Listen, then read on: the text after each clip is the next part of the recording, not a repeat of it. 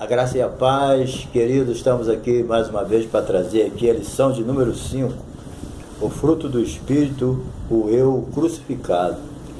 O apóstolo Paulo aqui no início dessa lição, ele apresenta aqui um conflito inevitável que existe. Esse conflito que você não pode evitar, eu não posso evitar, o crente mais consagrado do mundo não pode evitar, ninguém pode evitar, é o conflito. A Bíblia diz aqui, a carne luta contra o espírito e o espírito contra a carne, para que você não venha fazer o que você deseja para Deus. Então, por mais que você se consagre, por mais que você busque, você vence a tentação com a ajuda de Deus, mas você nunca vai poder evitar esse conflito. A Bíblia é clara, porém, a carne cobiça contra o espírito, a carne luta contra o espírito e o espírito contra a carne. Um se opõe ao outro, para que você não venha fazer o que você deseja. Então essa batalha espiritual que está dentro da gente vai sempre existir na nossa vida, entendeu? Por mais que o cristão viva uma vida de pureza, de santidade, de oração, da busca de Deus, né? Sempre vai existir. Por quê? Não há paz entre a carne e o espírito. Não há paz. A carne sempre vai querer tomar o lugar dela. A carne aqui é a nossa natureza pecaminosa, aquele desejo, aquela inclinação para o pecado, né? Ela foi crucificada com Cristo, mas ela está sempre aí, nós estamos ainda no nosso corpo, né? Então a tentação está sempre aí. Então, querido, não adianta, esse conflito sempre vai existir, mas sempre vai vencer aqueles que estiver mais alimentado e mais fortalecido, entendeu? Então, mediante isso, o apóstolo Paulo entra apresentando o quê? O fruto do Espírito na vida do crente. Então, é isso que nós vamos estudar. A nossa leitura bíblica em classe, ela está em Gálatas, capítulo 5, versículo 16 a 26. E eu, antes de continuar com essa lição, quero te fazer um pedido a você, meu amigo, minha amiga, que está me dando a honra da sua presença aí nesse canal. Muito obrigado por você me honrar aí com a tua presença. Mas eu te faço um pedido, se você não se inscreveu ainda no nosso canal, se inscreve aí no nosso canal, entendeu? Se inscreve aí, quanto mais inscritos nós tivermos, mais o YouTube aí nos alavanca aí, sempre quando alguém tocar lá, ele me coloca lá, né? Porque se a gente ficar lá para trás, ele deixa a gente para lá também, né? Então a gente precisa da sua inscrição para continuar ministrando a palavra de Deus, tá?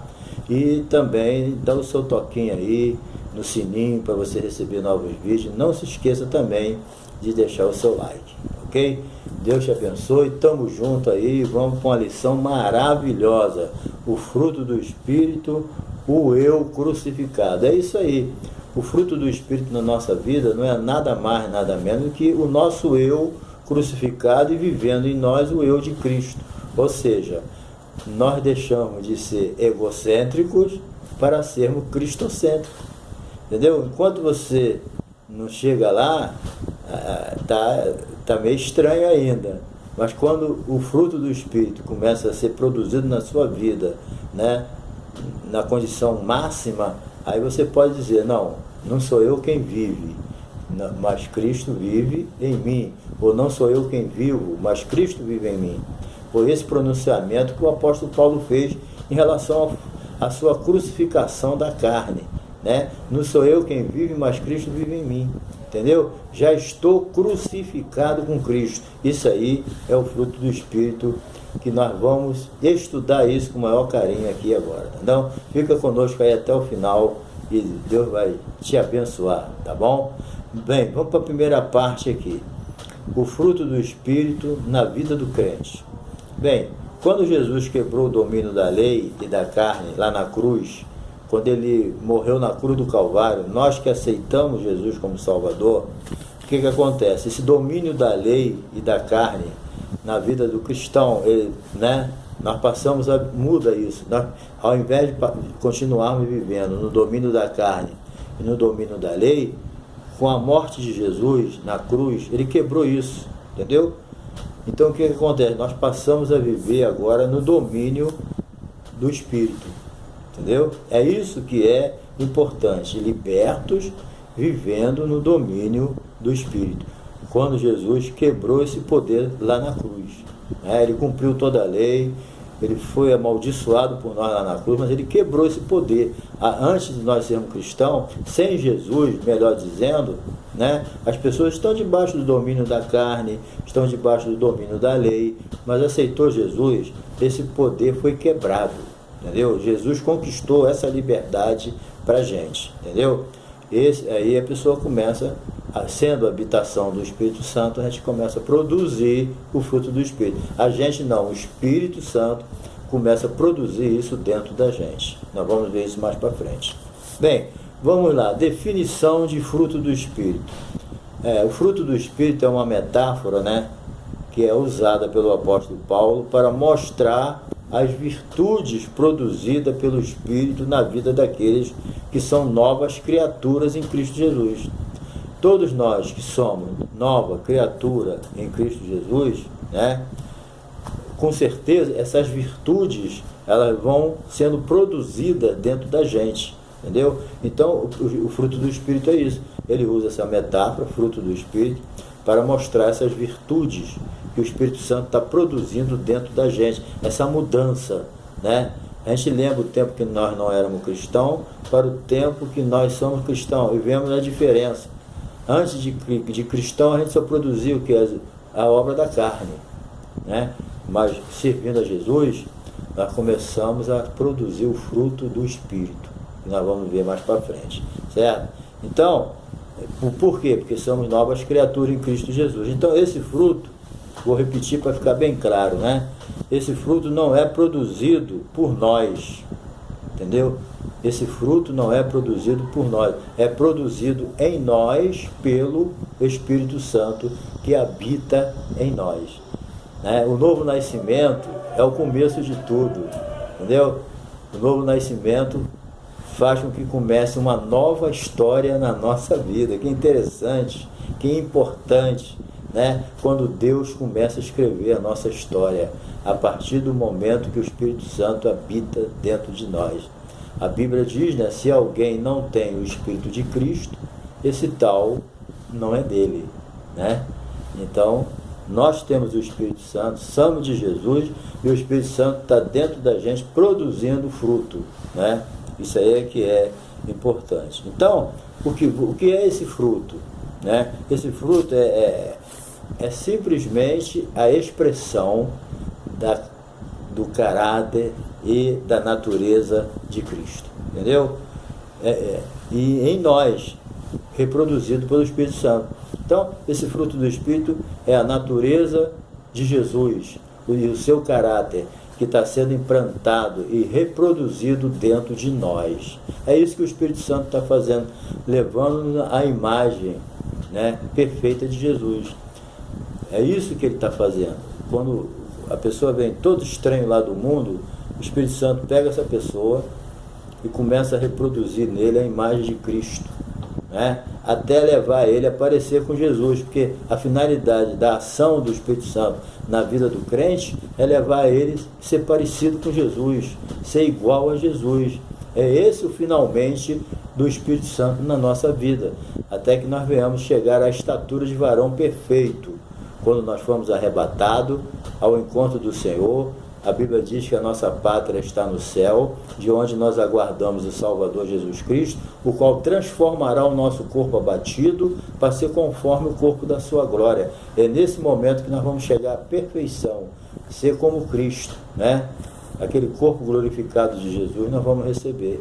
Interessante, Jesus quando veio ao mundo recebeu o nosso corpo, né? Carne, sem pecado, é claro, ele foi gerado pelo Espírito, mas, né, agora vai ser diferente. Ele recebeu o nosso corpo, agora nós vamos receber o corpo dele glorificado quando Jesus vier buscar a sua igreja. Mas enquanto estamos aqui, o Espírito Santo está trabalhando dentro de nós, produzindo o fruto do Espírito, que é a natureza e o caráter do Senhor Jesus na nossa vida. Alguns dão mais trabalho, né? Alguns são mais demorados, outros são mais rápidos, né? O fruto é assim. O fruto, ele não começa inteiro. Você plantou lá uma macieira, uma bananeira, o que for que você plantou, o fruto ele não começa grande já, né? O fruto ele vai devagarzinho, ele vai nasce ali uma flor, aí daqui a pouco vem a fruta. E ela vai crescendo, né? E de acordo com o tratamento que a árvore tem, o fruto cresce rápido, fica grande, bonito. Ou senão o fruto pode ficar raquítico, depende da saúde da árvore. Então, a ação do Espírito Santo na nossa vida, ela vai desenvolver de acordo com a liberdade que nós damos a Deus. Tem pessoas que ele se fecha para Deus, ele é desobediente, ele não entra no esquema do Espírito Santo, demora, entendeu? Peca e sai da presença de Deus. Então, lógico que o fruto na vida dele, com esses altos e baixos, né, demora. Outros não. Ele procura agradar a Deus, procura obedecer, então o fruto, né, vai crescendo mais rápido. Ele dá logo fruto. Outros demora a dar fruto, né? Mas a vontade de Deus é que a gente dê fruto digno de arrependimento, conforme João Batista falou no capítulo 3, versículo 8, de Lucas e de Mateus, né? Então, o fruto do Espírito, ele é o crescimento e o amadurecimento, entendeu? É isso aí, dentro de nós. É normal na vida do crente. O fruto do Espírito é o crescimento e o amadurecimento do Espírito. Isso é normal na nossa vida. Então, o fruto do Espírito é assim, ele está amadurecendo dentro de você. A pessoa vai apanhando maturidade, vai apanhando experiência, né? E o Espírito Santo dentro dele vai ensinando ele, entendeu? O Espírito Santo é o mestre dentro da gente, certo? Número 2 aqui, o fruto do Espírito no singular. Muita gente estranha por que o fruto não é fruto, se são 9 virtudes, né? São 9 virtudes. Então, se é 9 virtudes, tinha que ser frutos. Mas aí já vamos entender que é no singular, é fruto do Espírito, certo?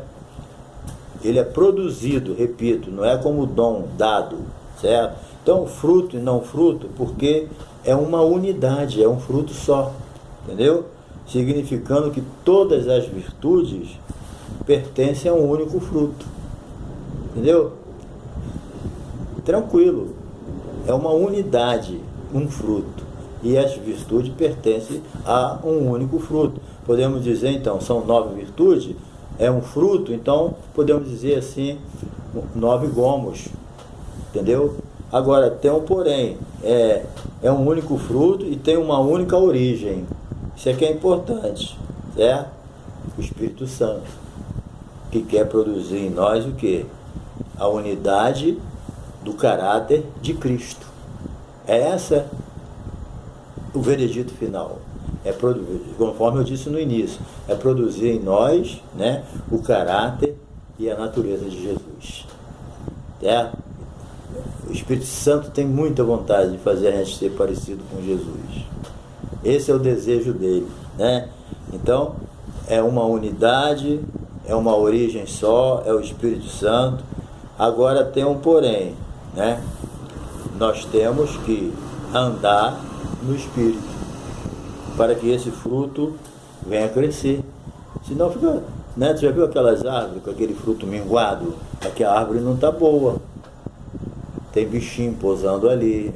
Quando a gente deixa os bichinhos pousar na nossa vida, quando a gente dá lugar ao diabo, dá lugar à carne, dá lugar a qualquer coisa que não agrada a Deus, então não há progresso, há uma paralisação. Entendeu? Infelizmente, nem todos os crentes estão progredindo na sua vida espiritual. Nem todo crente está progredindo no seu ministério. Entendeu? Às vezes ele se atrapalha, peca, desiste, desanima, deixa de ir para a igreja, deixa de fazer a obra de Deus, entra na carne, porque a carne está sempre lutando contra o espírito. Eu disse aqui no início, e nessa luta muitas vezes a pessoa cai.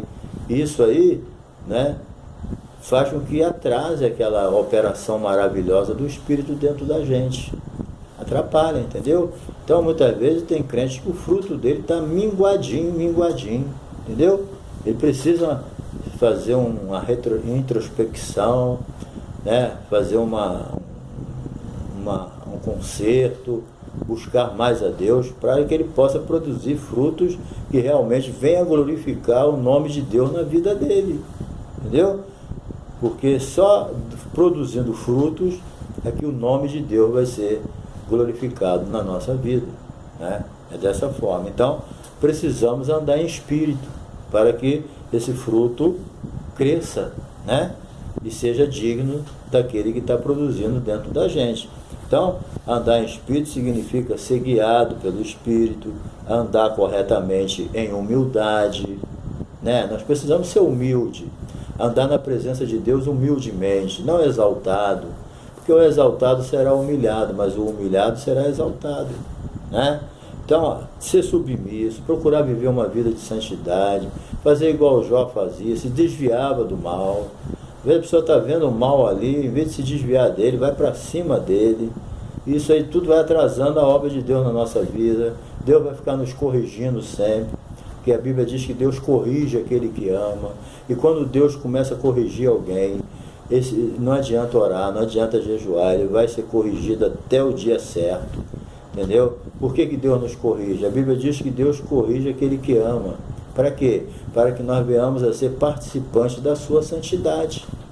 Não tem como alguém, né, viver como servo de Deus e não ser participante da sua santidade.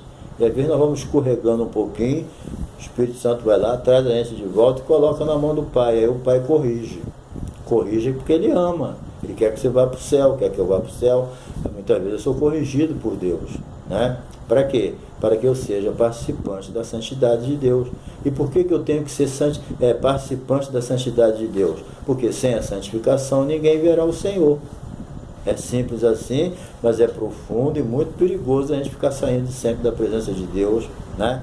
Então, nós precisamos ter um estilo de vida que agrade a Deus, né? Aquele testemunho que Deus deu de Jó a Satanás, que não tinha ninguém igual a Jó na terra, que Jó era íntegro, era correto, se desviava do mal, temia ele. Isso aí é uma coisa maravilhosa, é assim que Deus quer que a gente seja. Mas isso não vai evitar da gente passar luta, mas vamos passar de cabeça erguida na presença de Deus. Então, tem que ser um estilo de vida que agrade a Deus. Dar fruto, como pregou João Batista, né? Produzir frutos dignos de arrependimento. O fruto é um resultado de uma pessoa completamente arrependida e convertida e disposta a agradar a Deus. É essa que é a finalidade final, derradeira, né? Se é a finalidade, é o final, né? Bem, número 2 aqui. Bem, a diferença em relação entre o fruto e os dons do Espírito. A origem é a mesma, certo? Precisamos entender isso. Vamos ver a relação, que há uma diferença entre fruto, né, e dons, mas a origem é o mesmo. Os dons é do Espírito, o fruto também é do Espírito, certo? Mas as finalidades são bem diferentes. A diferença, o dom é dado, né? A uns é dado a palavra da sabedoria, a outros é dada a palavra do conhecimento, a outros discernimento de espírito, é dom da fé, né? Profecia, dom de línguas, interpretação, né? Por aí afora, profecia. Bem, então o dom é dado, certo? Isso aí fica bem claro. Agora, o fruto é produzido. A origem é o mesmo, repito, mas o fruto é produzido de dentro para fora. Entendeu? É algo diferente. Agora, qual é a base do fruto do Espírito?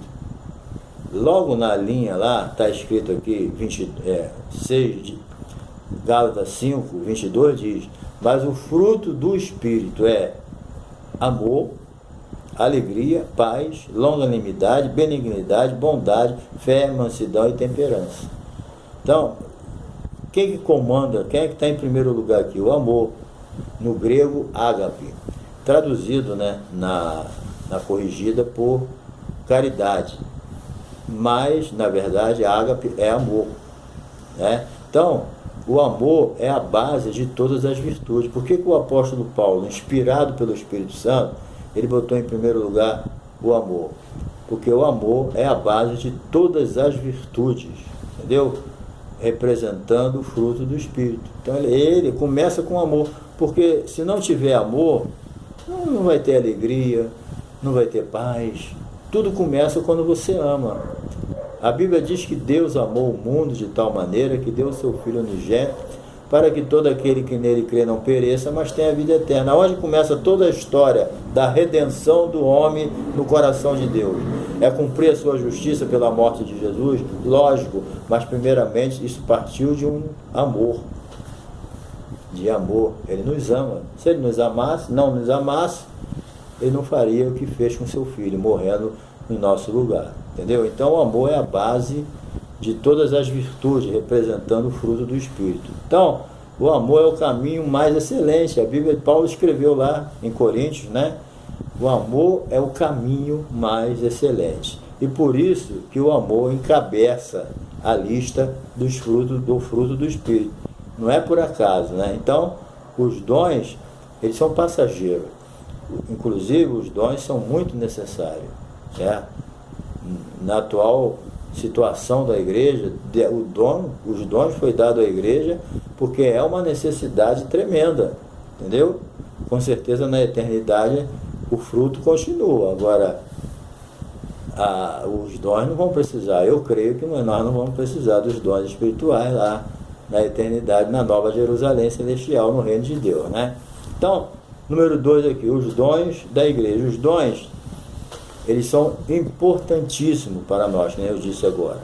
Jamais a gente deve desprezá-lo, né? A Bíblia ensina a não desprezar, a não ignorar, né, os dons espirituais, porque, inclusive, nós devemos desejar os dons espirituais, porque ele é necessário na pregação, no ensino, ele é necessário na evangelização, ele serve para edificar, para fortalecer, consolar, né? O dom, ele é muito importante. Dom de cura, né? Pessoa que tem o dom de cura, pessoas que têm o dom da palavra, da sabedoria, a revelação profunda de Deus, o dom de profecia, dom de língua, que edifica a gente. Nós precisamos edificar as pessoas, mas precisamos se edificar também. Então, na atual conjectura, os dons espirituais fazem muita falta na vida daquele que não tem, e talvez até por ensinamentos, né, errados, errôneos, eles não têm os dons espirituais, não se interessam por ele, né? Mas a Bíblia diz que nós devemos se interessar por ele, buscar com zelo os melhores dons. Isso aí é um desejo. Então a gente devemos desejar, buscar os melhores dons, porque na eternidade cremos que não vai haver necessidade, né, dos dons, mas na vida da igreja agora são necessários urgentemente que todos nós tenhamos o dom. E por causa disso, nós tendo os dons espirituais, nós estamos mais capacitados ainda para lutar contra as hostes espirituais da maldade, né? É muito importante os dons espirituais. E os dons espirituais, o crente que tem também, né? Eu acredito que nem cada um, Deus dá um tipo de dom para ele. Mas o dom também não significa superioridade. Eu conheço pessoas que se exaltaram com os dons que Deus deu a ele. Pessoa que Deus começa a usar ele em cura, ele acha que é um crente superior na igreja. Deus dá um dom de profecia a ele já quer comandar a igreja. Entendeu? Tem pessoas que não conhecem o seu lugar. Os dons espirituais é para servir a igreja. Os dons espirituais na vida de um cristão pentecostal, que são os que acreditam, né, nos dons espirituais, muitos não creem nos dons espirituais, e a Bíblia deixa claro que tudo que tu recebe da parte de Deus é por fé. Aquilo que tu não acredita, tu não recebe. A Bíblia diz que os sinais vão seguir os que creem. Se eu não creio, não adianta, eu não vou seguir sinais, mas os sinais seguem os que creem. Eu não vejo sinal, eu não creio, eu não vou ver. Só vai ver os sinais, e os sinais só vão seguir para quem crê. Então a Bíblia, ela só tem, né, promessa para quem crê. Quem não crê, não tem promessa, ele não vê nada. Então é preciso crer naquilo que está escrito, né? Mas muita gente crê realmente, recebe os dons, busca, recebe, mas depois se exalta. e se esquece que os dons não é dele, é Deus quem dá. E Deus dá os dons para servir a igreja. Nós estamos ali para ser servo na igreja, servir. E os dons é para isso. Os dons não é para o crente ficar, subir um degrau a mais, ser superior ao outro. Não, dom é para você ficar mais humilde ainda. E dar graças a Deus porque Deus te usa. Entendeu? Então, o Espírito Santo, ele dá os dons espirituais. E dá a quem quer. Certo? Então, mas eu tenho o direito de buscar. E o Espírito Santo me orienta. Ele ensina a gente qual é o dom melhor para nós. Certo? Entrou em oração, tirou tempo de oração na presença de Deus, Deus começa a te orientar. As pessoas pensam que o Espírito Santo nos ensinará todas as coisas assim, ó. Ele ensina, mas muitas vezes nós temos que tirar tempo, fazer igual Jesus fazia, tirar tempo de oração, entendeu? Tirar até horas de oração para receber a orientação de Deus, a sós com Ele, entendeu? Jesus até ensina, entra dentro do teu quarto, fecha a tua porta, fala com Deus em secreto, teu Pai que te vê em secreto te recompensará ouvindo a tua oração. Entendeu? Então, se você não está orando, tira tempo de oração que Deus vai falar no profundo do teu coração. E se você é daqueles que não crê, tem dúvida, Deus vai tirar essas dúvidas do teu coração, vai limpar ele e você vai ser abençoado. Tá bom? Número 3 aqui, nós vamos para o final. Tá? O Espírito se opõe à carne, né?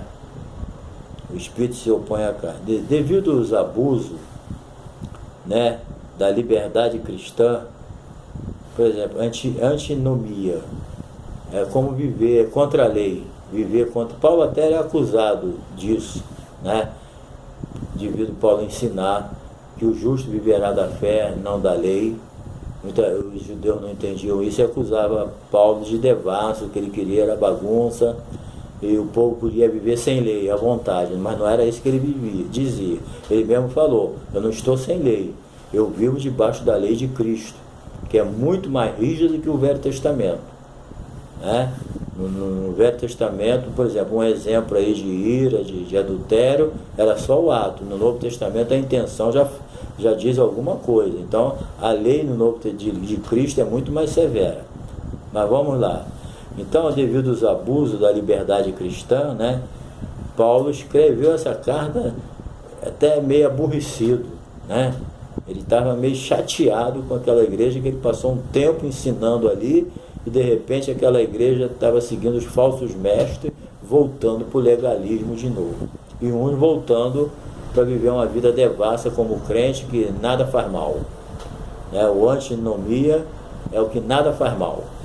Vamos para o céu, Deus é amor e acabou, né? Cuidado. E os outros eram legalistas, né? E estavam dando ocasião, tanto um como o outro estavam dando ocasião à carne, entendeu? Paulo ensinou muito bem aquela igreja, mas depois que ele saiu, surgiu lá uns falsos mestres, uns falsos ensinadores, não, vocês para ir para o céu, vocês têm que guardar a lei, tem que voltar de novo a circuncidar, entendeu? Tem aquela série de coisas ali, voltar. Mas aí Paulo ficou muito chateado com isso. Por isso que você lê essa carta aos Gálatas, você mostra que ali ele, né, é severo. Inclusive ele falou, né, que se até um anjo do céu viesse, pregasse um outro evangelho, era anátema. Então ele estava bem aborrecido. Bem, vamos ver aqui o legalismo. O que é o legalismo? É o ensino que, para ser legalista, é viver de acordo com a lei, certo? Então, para ser legalista e viver de acordo com a lei, ele tem que depender da carne. Agora, mas para depender viver no Espírito, depende da graça de Deus. Interessante, né? Então, os legalistas, para poder viver uma vida de acordo com a lei, eles dependiam da carne. E nós, para viver no Espírito, dependemos da graça de Deus.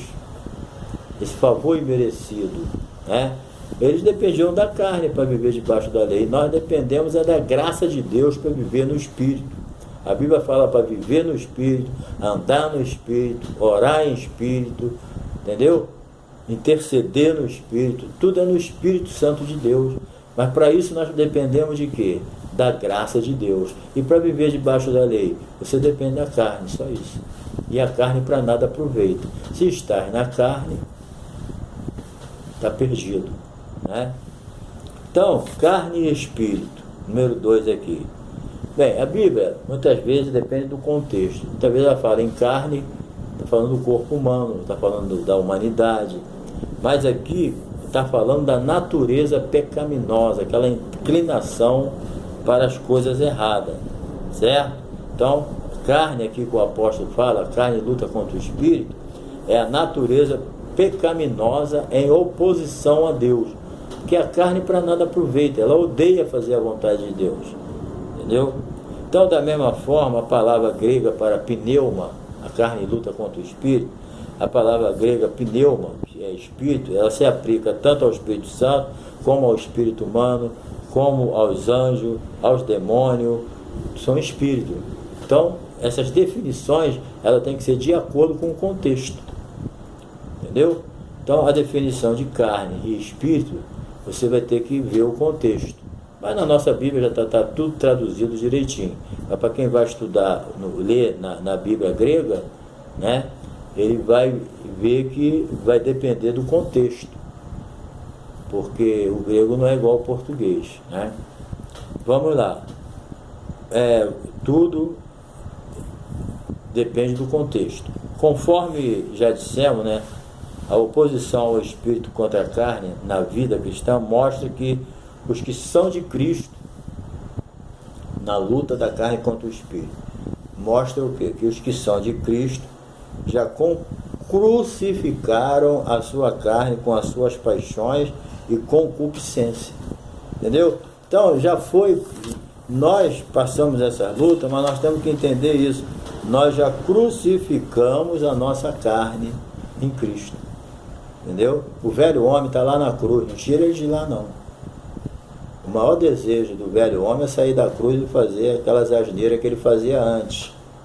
Muitas vezes você vê que o velho homem quer voltar, né? Mas a nossa carne tem que ficar crucificada. Deixa lá na cruz, né? Às vezes você é o velho homem. Cuidado, deixa o velho homem lá na cruz. Não tira ele de lá não, tá? É o melhor lugar para o velho homem é a cruz. Porque se ele sair da cruz, ele fica pior do que antes. O que Jesus falou? O demônio chegou, encontrou a casa vazia, ele vai e volta com mais 7 demônios pior do que ele. Então, a coisa é séria. Então, encerrando aqui, nós vamos ver aqui os vícios, que são as obras da carne, né? As obras da carne, está bem claro aqui, eu vou ler, tá? Ó, as obras da carne, elas são, porque as obras da carne são manifestas, quais são? Prostituição, impureza, lascívia, idolatria, feitiçaria, inimizade, porfia, emulações, ira, peleja, dissensão, heresia, inveja, homicídio, bebedice e glutonaria, e ao veredito final. E coisas semelhantes a esta, acerca dos quais vos declaro, como antes já vos disse, que os que cometem tais coisas não herdarão o reino do céu. Se alguém vive na carne, dizendo que é crente, tomando ceia, porque indo à igreja todo dia, mas vive na carne, praticando essas coisas aqui, o apóstolo Paulo lamenta, mas ele diz aqui, ó, que os que cometem tais coisas não vão herdar o reino dos céus, nem o reino de Deus, tá? Então, muito cuidado. Então, eu vou ler aqui essa parte final, aqui que o autor traz aqui, podemos dizendo o seguinte, ó, podemos classificar esses vícios em 3 categorias. Vício aqui, essas obras da carne. Sexo ilícito, que é prostituição, impureza e lascívia, é a primeira categoria. A segunda, os pecados de ordem religiosa, que é idolatria e feitiçaria. E o pecado de ordem social, que é inimizade, porfia, emulação, ira, peleja, dissensões, heresia, inveja, homicídio, bebedice e glutonaria. Ok?